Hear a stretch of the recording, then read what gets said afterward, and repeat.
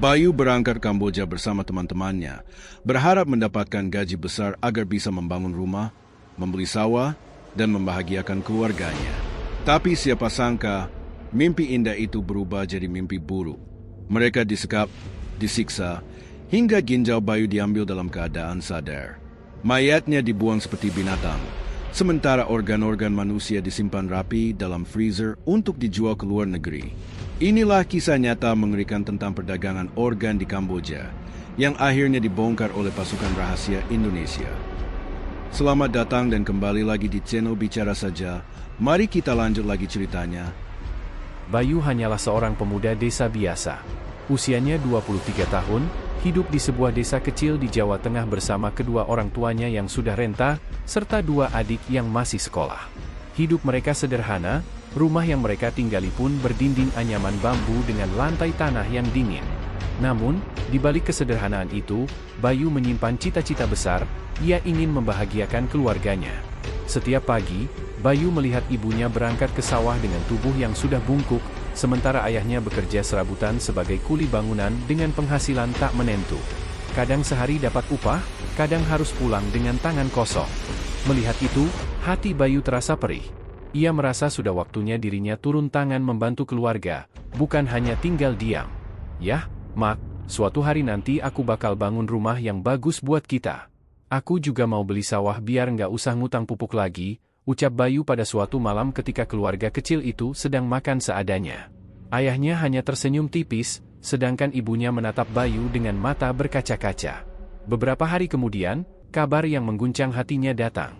Seorang tetangga bernama Karno baru saja kembali dari Malaysia. Dengan bangga, Karno bercerita bahwa banyak orang yang bisa sukses bekerja di luar negeri. Bahkan, ada agen yang menawarkan pekerjaan ke Kamboja dengan gaji besar, bisa mencapai belasan juta per bulan. Kerjanya pun ringan, hanya menjaga gudang atau bekerja di kantor. Bayu yang selama ini bekerja serabutan sebagai buruh tani dengan penghasilan tak sampai 100.000 sehari, langsung tergoda. Ia membayangkan betapa cepatnya ia bisa mengumpulkan uang, membeli motor untuk ayahnya, membelikan adik-adiknya seragam sekolah baru, dan membangun rumah permanen. Kalau aku ke sana, setahun saja sudah bisa nabung banyak. Aku bisa bahagiain kalian semua, pikir Bayu dengan mata berbinar.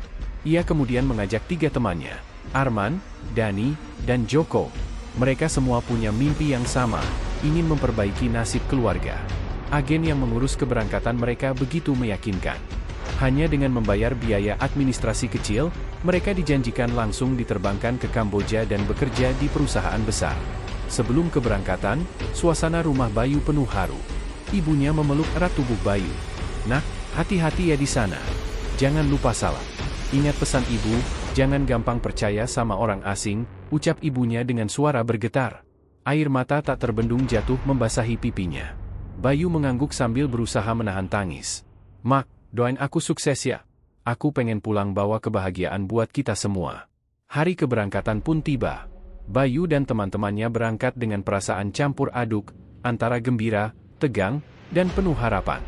Mereka membayangkan, begitu sampai di Kamboja, mereka akan langsung memulai kehidupan baru dengan gaji besar. Mereka sudah menuliskan rencana masing-masing.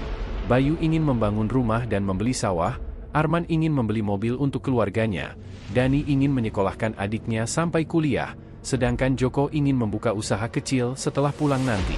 Sesampainya di Kamboja, mereka benar-benar disambut dengan ramah.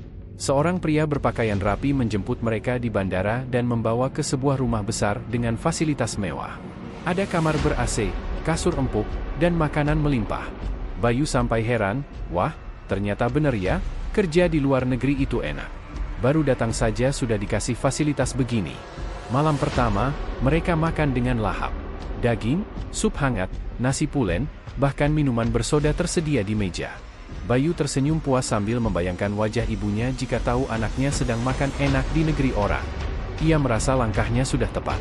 Namun, di balik semua kenyamanan itu, ada sesuatu yang mereka tidak tahu. Semua fasilitas mewah itu hanyalah jebakan.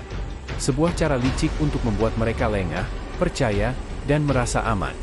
Mereka tidak tahu bahwa pintu masuk menuju mimpi buruk sudah terbuka lebar, dan langkah kaki mereka tidak lagi bisa kembali.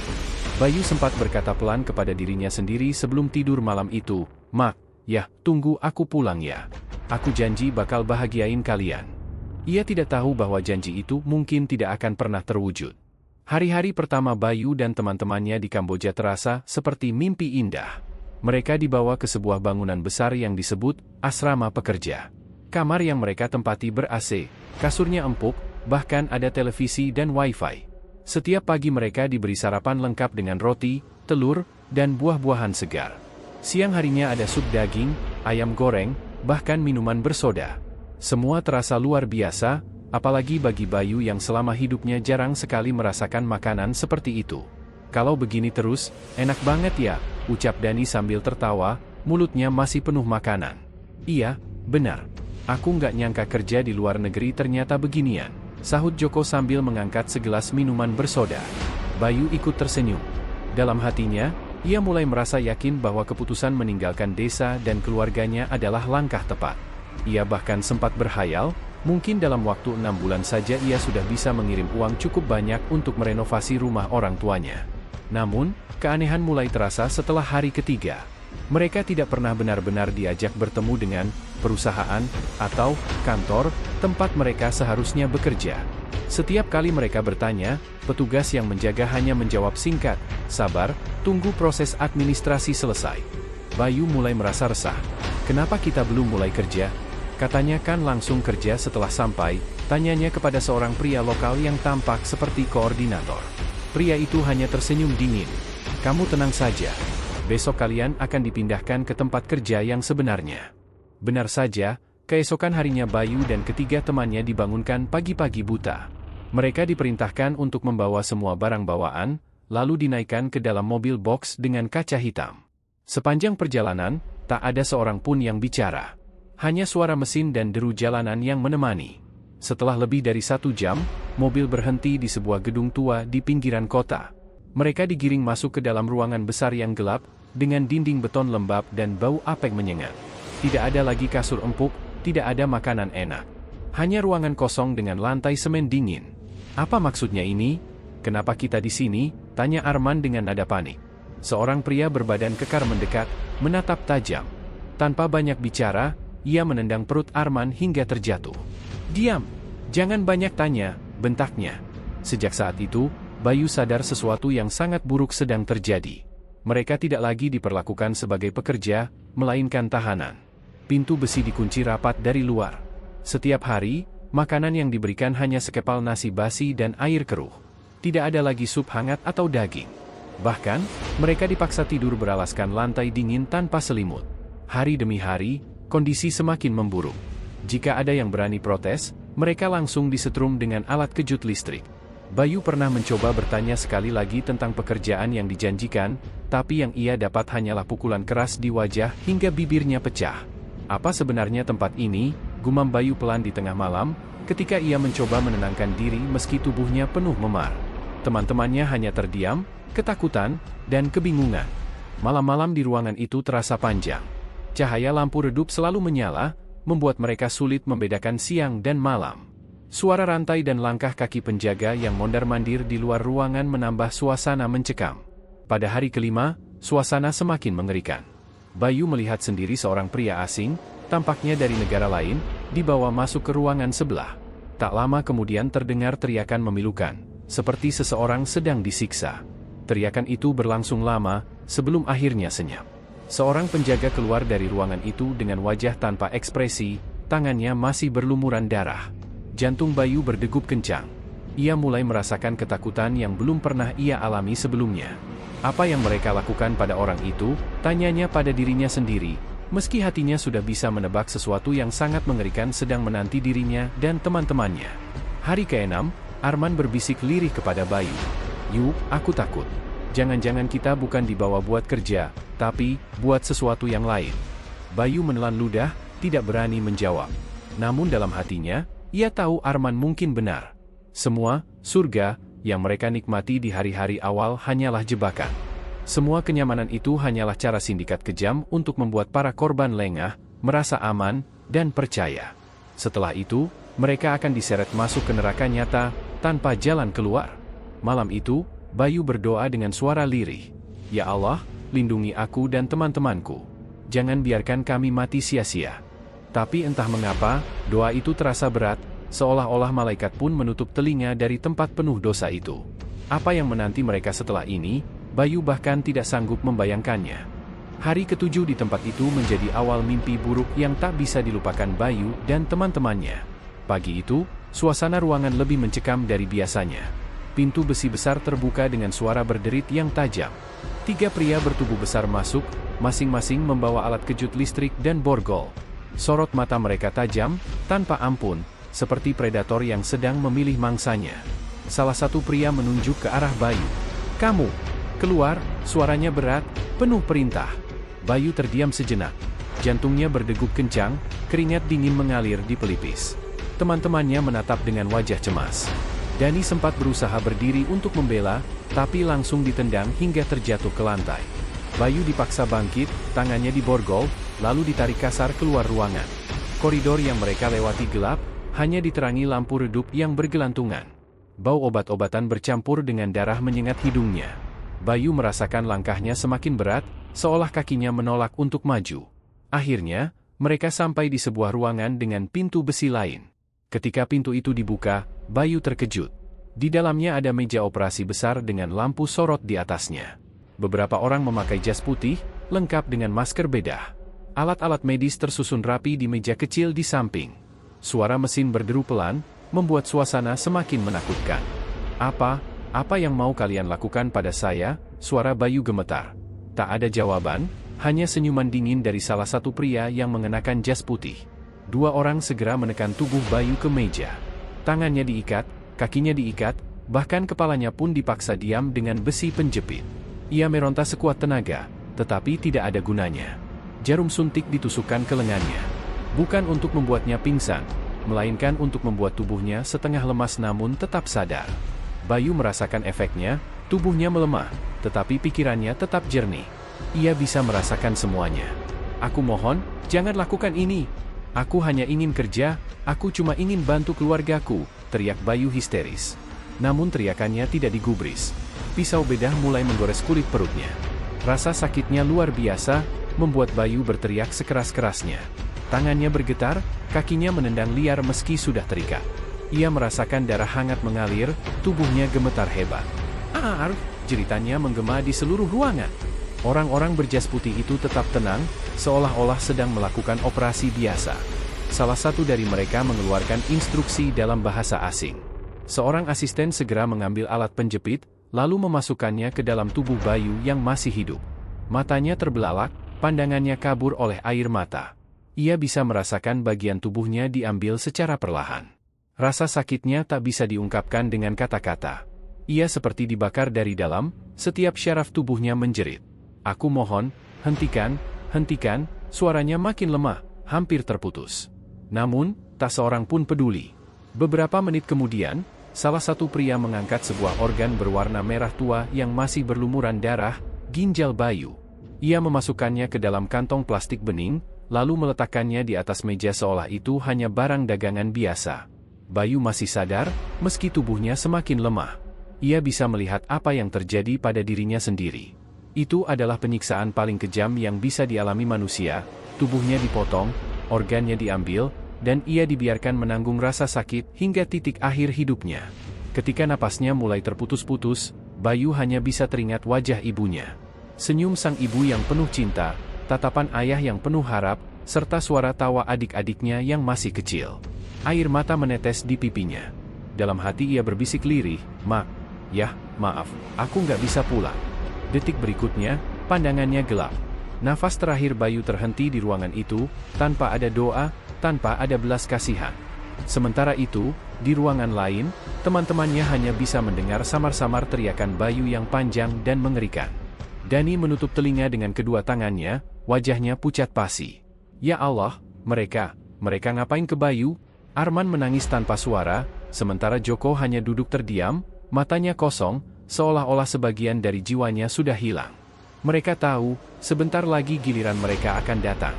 Setelah operasi kejam itu selesai, tubuh Bayu tak lagi bergerak. Ia hanya tinggal jasad tanpa jiwa, dengan perut yang masih terbuka bekas sayatan. Namun, bagi orang-orang yang ada di ruangan itu, kematian Bayu bukanlah tragedi, melainkan sekadar rutinitas. Dua orang pria berjas putih melepas ikatan di tangan dan kakinya, lalu memberi isyarat kepada penjaga.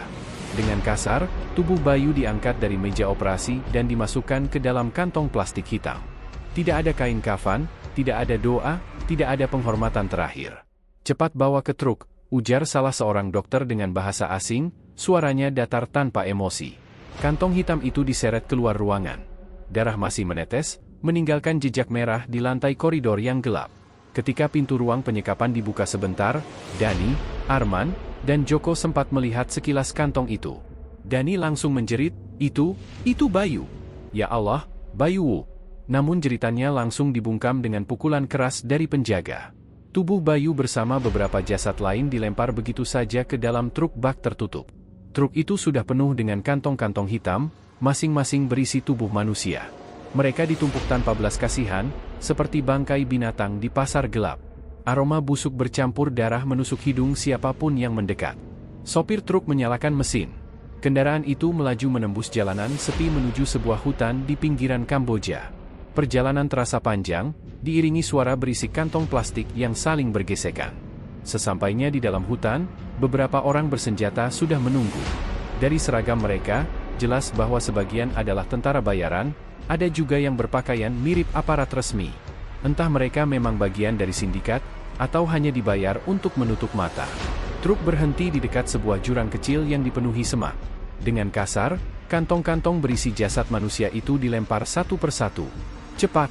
Jangan buang waktu!" teriak seorang pria bersenjata.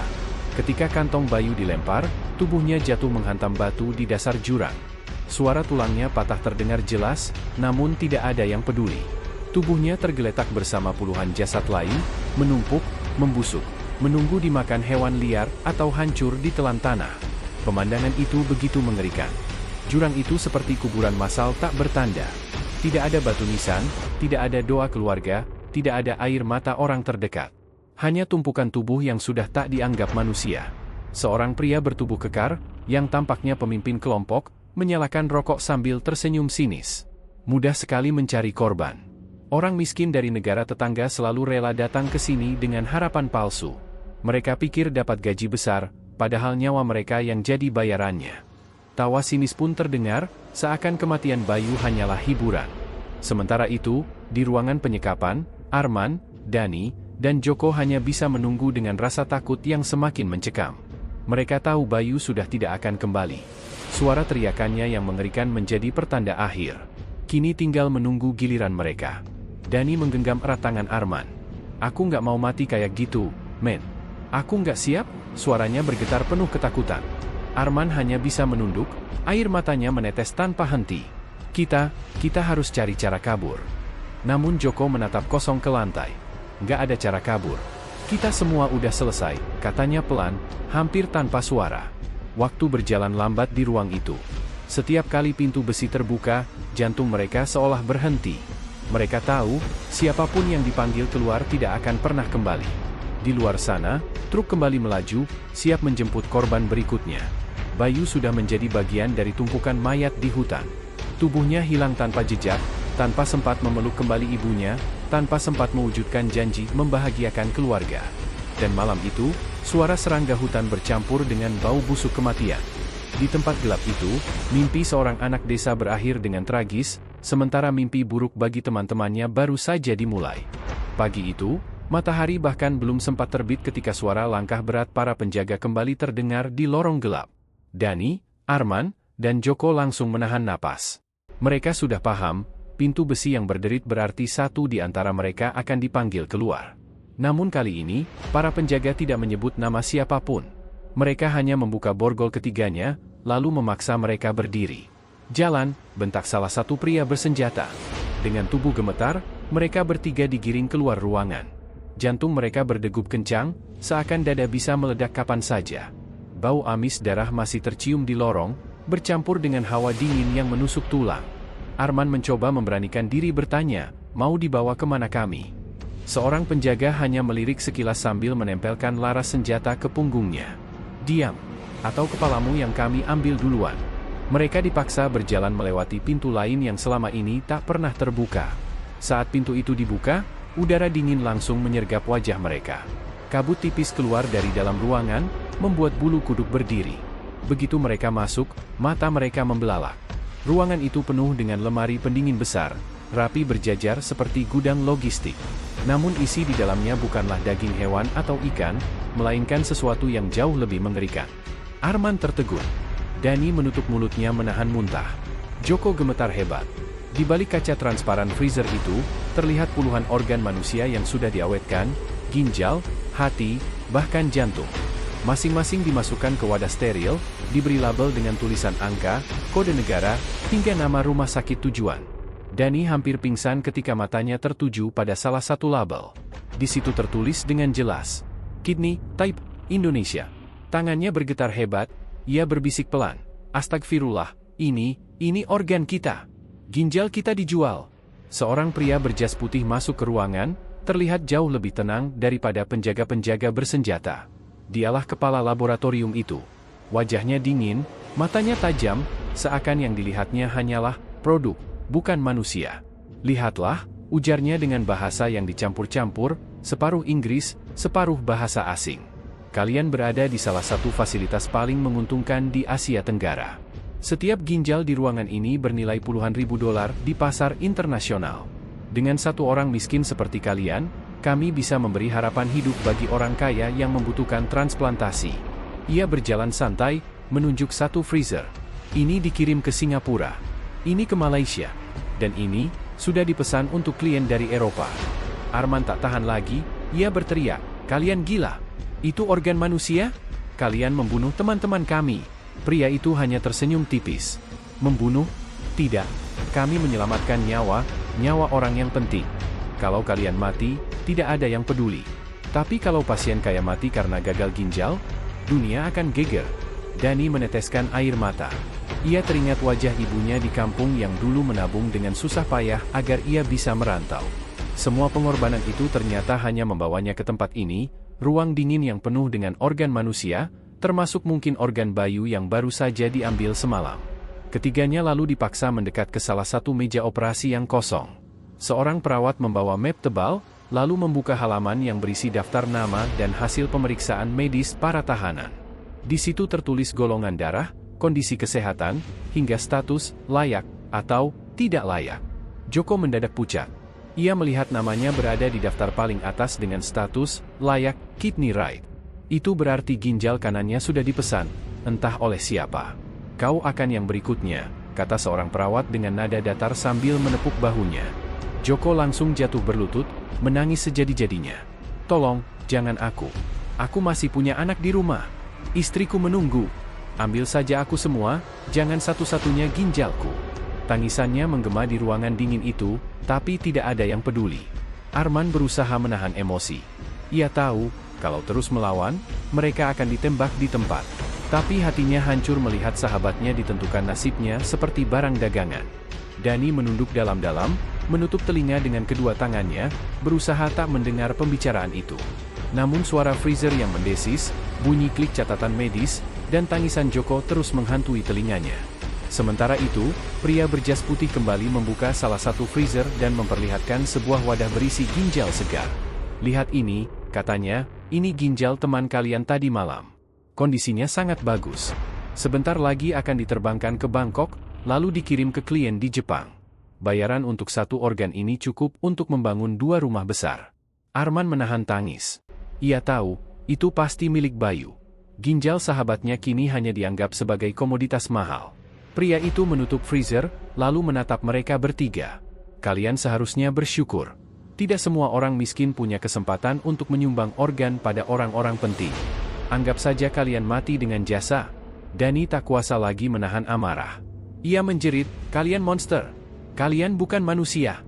Hanya sekejap, sebuah tamparan keras mendarat di wajahnya. Darah keluar dari sudut bibirnya. Para penjaga segera menarik mereka keluar ruangan. Sebelum pintu ditutup, Dani sempat menoleh lagi ke arah freezer yang berjejer. Pemandangan itu terpatri dalam otaknya. Puluhan ginjal, hati, dan jantung manusia tersusun rapi, masing-masing dengan label tujuan. Seperti toko daging, tapi ini daging manusia. Ketika pintu besi menutup, kegelapan kembali menyelimuti. Tapi dingin ruangan penuh organ itu masih terasa menusuk tulang mereka. Di lorong sempit, Joko terus menangis, tubuhnya gemetar tanpa henti. Aku nggak mau mati di meja itu, aku nggak mau, men. Arman hanya bisa memeluknya erat, sementara matanya kosong menatap lantai. Ia sadar, waktu mereka semakin sedikit. Dan di dalam freezer itu, organ-organ manusia terus menunggu giliran dikirim. Pasar gelap internasional tak pernah tidur, dan tubuh orang miskin selalu jadi bahan dagangan paling laris. Malam itu, lorong gelap kembali menjadi saksi penderitaan. Dani, Arman, dan Joko dipaksa duduk di kursi besi berantai. Borgol terpasang di tangan dan kaki mereka. Ruangan ini berbeda, lebih terang, dengan lampu neon yang menyala menusuk mata. Bau obat-obatan kimia dan darah kering begitu kuat menusuk hidung. Dari balik pintu, masuklah seorang pria yang sudah mereka lihat sebelumnya. Jas putihnya rapi, wajahnya dingin, dan tatapannya penuh rasa superior. Dialah orang yang tadi menunjukkan freezer penuh organ manusia, seorang dokter bayangan yang mengendalikan tempat ini. Pria itu menyalakan rokok, menghembuskan asapnya dengan santai, lalu berjalan memutari ketiga pemuda itu. Kalian pasti bertanya-tanya, katanya dengan suara pelan namun tajam, siapa kami sebenarnya? Kenapa kalian ada di sini? Dani menunduk, bibirnya masih bengkak akibat tamparan sebelumnya. Arman mencoba menatap pria itu, meski sorot matanya dipenuhi kebencian. Sementara Joko masih gemetar, keringat dingin mengucur deras. Pria itu tersenyum tipis, lalu duduk di kursi tepat di depan mereka. Namaku bukan hal penting. Sebagian orang memanggilku Dokter Hitam. Aku sudah bertahun-tahun bekerja di dunia ini, perdagangan organ manusia. Dan percaya atau tidak, aku bukan satu-satunya. Ada banyak fasilitas seperti ini di Asia Tenggara. Tapi yang terbesar, ya, di sini, di Kamboja. Ia menyalakan tablet elektronik dan memperlihatkan data grafik. Pasar organ internasional nilainya miliaran dolar. Orang-orang kaya di Eropa, Amerika, Jepang, bahkan Timur Tengah, mereka rela membayar ratusan ribu dolar untuk sebuah ginjal segar. Mereka tidak peduli dari mana organ itu berasal. Mereka hanya peduli, apakah bisa menyelamatkan hidup mereka atau tidak. Dani mendongak, wajahnya penuh amarah. Jadi, semua penderitaan kami hanya untuk mengisi perut orang kaya. Dokter Hitam tertawa pendek. Bukan perut, nak, tapi nyawa. Ginjal kalian bisa membuat seorang menteri di Eropa hidup 10 tahun lebih lama. Hati kalian bisa memberi kesempatan seorang pengusaha miliarder terus menikmati uangnya. Bukankah itu lebih berarti daripada hidup kalian yang tak berharga? Arman mengepalkan tangan, meski terikat. Tidak ada hidup yang tak berharga. Kami punya keluarga. Kami punya mimpi. Bayu mati karena kalian. Dia, sahabat kami. Tatapan Dokter Hitam mendadak tajam. Ia menunduk mendekat, wajahnya hanya beberapa sentimeter dari Arman. Sahabatmu? Dia hanya sebuah produk. Ginjalnya sudah terjual. Klien kami di Jepang akan sangat berterima kasih padanya. Dan tahu apa? Dia akan mati dengan tenang, sementara kalian akan segera menyusul. Joko tak kuasa menahan tangis. Ia menjerit histeris, aku masih punya anak. Jangan ambil ginjalku, tolong, demi Allah, jangan. Dokter Hitam hanya mengangkat bahu. Semua orang menangis seperti itu sebelum kami mulai operasi. Tapi percayalah, setelah dibius, kalian tidak akan merasa apa-apa, kecuali dia. Ia menunjuk Dani. Temanmu Bayu kemarin, kami sengaja tidak membius penuh. Hanya separuh. Supaya dia tetap sadar. Jeritannya, indah sekali. Bagi kami, itu suara kematian yang berharga. Arman mendidih. Kalian bukan dokter, kalian iblis. Senyum dingin Dokter Hitam melebar. Iblis atau malaikat, semua tergantung siapa yang menilai. Bagi keluarga pasien kaya yang kami selamatkan, aku adalah malaikat. Bagi kalian, ya, aku mungkin iblis. Tapi bukankah hidup memang selalu tentang siapa yang berkuasa? Ia berdiri, berjalan mondar-mandir, lalu berhenti di depan papan tulis yang penuh catatan kode. Ada daftar panjang nama-nama negara, jumlah organ, hingga tanggal pengiriman. Tertulis jelas, France, 5 kidneys, next week, Germany, 3 livers, Japan, 4 kidneys, dan seterusnya. Pasokan organ harus terus berjalan. Kalau tidak, jaringan internasional akan kacau. Dan ingat, bukan hanya aku di sini. Ada investor, pejabat, bahkan aparat yang terlibat. Itu sebabnya fasilitas ini aman, tak tersentuh hukum.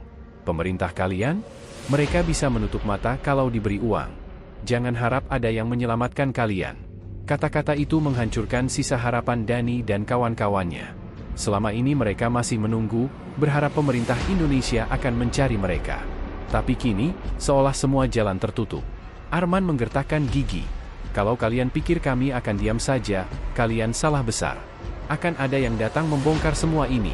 Dokter hitam menatapnya, lalu mendekat sambil berbisik ke telinganya, kalaupun ada yang datang, mereka akan terlambat. Karena besok pagi, ginjalmu yang kiri sudah terjadwal untuk diambil. Jantung Arman langsung serasa berhenti berdetak. Wajahnya pucat, keringat dingin mengucur.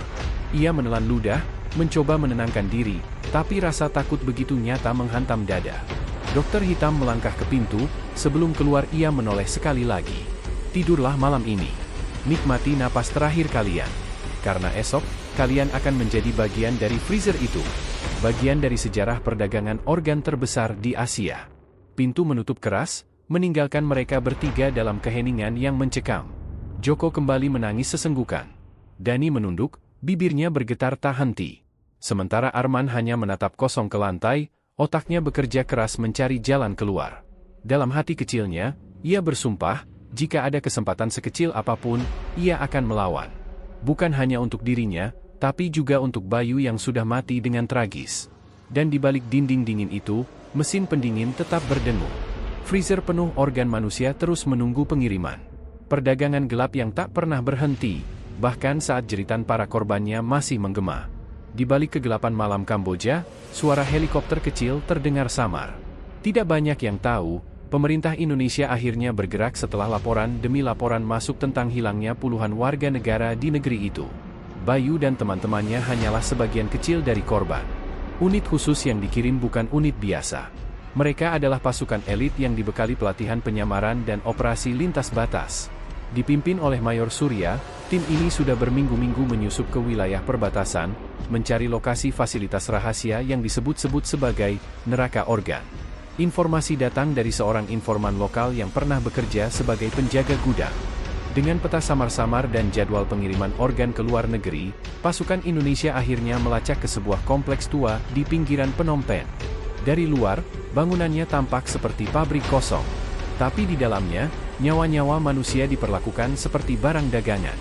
Sementara itu, di ruang sempit, Dani, Arman, dan Joko menunggu dengan jantung berdegup kencang. Besok pagi, giliran Arman dijadwalkan dipanen. Malam itu, mereka bertiga saling menggenggam tangan, seakan ingin berbagi sisa keberanian. "Aku takut, men," bisik Joko dengan suara parau. Arman mencoba tersenyum, meski wajahnya pucat. "Kita nggak boleh mati di sini. Bayu sudah pergi, kita harus keluar, Jo. Demi dia juga." Dani mengangguk, matanya berkaca-kaca. "Kalau ada kesempatan, sekecil apapun, kita harus kabur." Mereka tidak tahu, kesempatan itu akan datang lebih cepat dari yang mereka bayangkan. Tepat tengah malam, suara tembakan teredam terdengar di luar lorong. Lampu neon bergetar, lalu sebagian padam. Dari balik celah pintu, terdengar langkah-langkah cepat dan komunikasi dengan bahasa asing. Para penjaga bersenjata panik. "Ada penyusup. Tutup semua pintu keluar," teriak salah satunya. Sirine merong keras. Arman, Dani, dan Joko saling berpandangan. Ada harapan, meski tipis. Pintu besi tiba-tiba didobrak keras. Asap memenuhi ruangan. Seorang pria berseragam hitam dengan bendera merah putih kecil di lengannya muncul sambil mengarahkan senjata. "Indonesia, jangan bergerak, kami selamatkan kalian." Mata Dani langsung berkaca-kaca. Ia hampir tak percaya, pemerintah benar-benar datang menjemput mereka.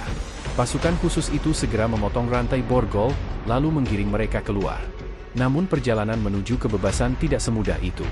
Di koridor, baku tembak terjadi. Para penjaga sindikat melawan habis-habisan. Dentuman senjata menggema, bercampur teriakan dan jeritan. Arman, Dani, dan Joko hanya bisa merunduk, berlari mengikuti arahan pasukan. Mereka melewati ruang operasi. Di sana terlihat meja bedah penuh bercak darah, alat-alat medis yang masih meneteskan cairan merah. Dani hampir muntah, tapi pasukan mendorong mereka terus maju. Lalu, mereka sampai di ruang freezer. Para pasukan membuka pintu, dan semua menahan napas. Puluhan organ manusia tersimpan rapi dalam plastik, persis seperti yang Dani dan Arman lihat sebelumnya. Mayor Surya masuk, wajahnya murka. "Astagfirullah, mereka memperlakukan manusia seperti ini." Salah satu prajurit segera memotret sebagai barang bukti. "Data-data itu harus dibawa pulang, agar dunia tahu betapa kejamnya sindikat ini. Tiba-tiba, suara familiar terdengar. Dokter hitam muncul, diapit oleh dua penjaga bersenjata. Wajahnya tetap dingin, meski situasi kacau. Kalian pikir bisa menghentikan ini? Pasar organ tidak akan pernah berhenti. Tangkap aku pun, ada 1000 dokter lain yang melanjutkan, teriaknya. Mayor Surya menatap tajam. Hari ini neraka kalian berakhir. Kalian akan membayar semua darah yang tertumpah. Baku tembak meletus lagi. Dani dan teman-temannya bersembunyi di balik meja, berdoa agar peluru tidak mengenai mereka. Dalam kekacauan itu, salah satu pasukan berhasil melumpuhkan dokter hitam. Ia tersungkur, darah membasahi jas putihnya. Arman melihatnya jatuh. Ada rasa lega, tapi juga getir. Bayu mungkin sudah mati, tapi setidaknya dalang utamanya tidak lolos. Pasukan akhirnya berhasil menembus keluar gedung. Helikopter sudah menunggu di lapangan kosong. Dani, Arman, dan Joko digiring naik dengan tubuh lemah tapi penuh harapan. Saat helikopter lepas landas, mereka menatap ke bawah. Kompleks itu kini dikepung aparat Kamboja yang akhirnya bergerak setelah operasi rahasia Indonesia membuka jalan. Sirine polisi meraung, truk-truk militer berdatangan. Arman meneteskan air mata. Bayu, kita selamat, tapi kau tidak. Aku janji, kami akan ceritakan semuanya. Dunia harus tahu apa yang terjadi di sini. Dani menggenggam bahunya. Ya, kita harus hidup, demi Bayu. Di langit Kamboja, helikopter itu terbang membawa sisa-sisa harapan. 3 pemuda yang awalnya berangkat mencari kerja demi membahagiakan keluarga, kini pulang dengan luka yang tak akan pernah hilang. Mereka tidak kembali dengan rumah, kendaraan, atau sawah seperti impian semula. Tapi mereka kembali dengan kebenaran pahit, kebenaran tentang sindikat perdagangan organ terbesar di Asia Tenggara. Dan suara hati Bayu seakan ikut bersama mereka, jangan biarkan aku mati sia-sia. Bongkar semua ini, demi orang-orang yang akan jadi korban berikutnya.